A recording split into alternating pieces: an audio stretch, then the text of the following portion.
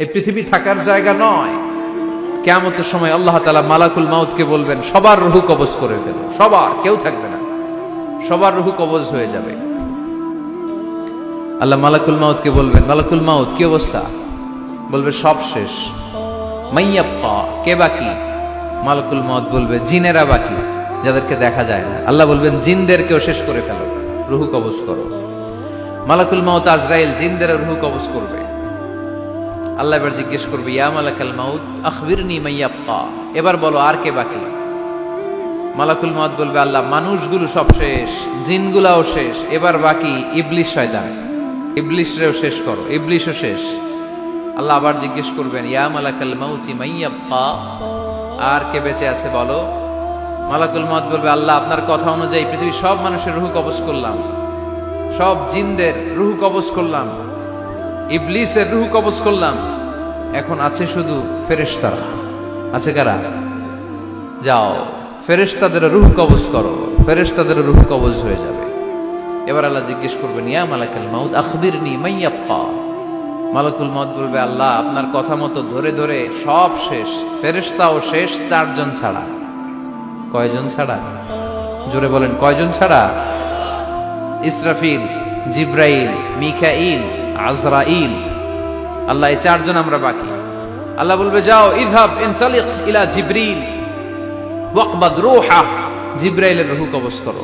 ইযহাব ইলা ইসরাফিল ওয়াকবাদ রূহা, ইসরাফিলের রূহ কবজ করো। ইযহাব ইলা মিকাইল ওয়াকবাদ রূহা, রূহ কবজ করো। ওই 3 ফেরেশতাও শেষ। এবার আল্লাহ তাআলা জিজ্ঞেস করবেন, ইয়া মালাকাল মাউত আখবিরনি মাইয়াবকা, হে মালাকুল মাউত আর কে বাকি আছে বলো? মালাকুল মাউত বলবে, আল্লাহ আপনার কথা মতো মানুষগুলো শেষ, জিনগুলো শেষ, ইবলিশ শেষ, আমার বাকি 3 ভাই ইসরাফিল, মিকাইল, জিব্রাইলও শেষ, শুধু আমি, শুধু আমি। আল্লাহ বলবেন, কেউ নাই?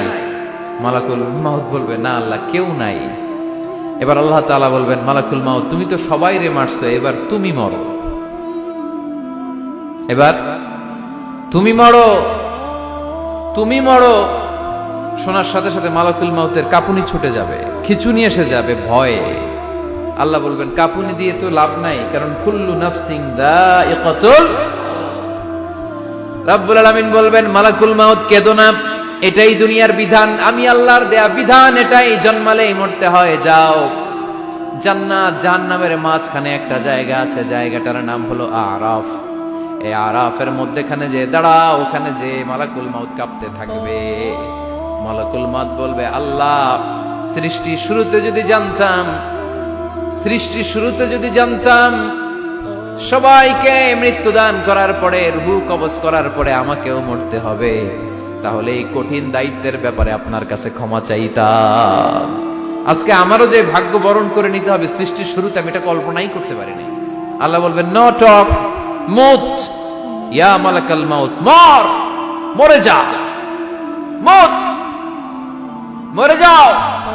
বলার সাথে সাথে মালাকুল মাউত এক বিকট চিৎকার হাঁকিয়ে মরে যাবে।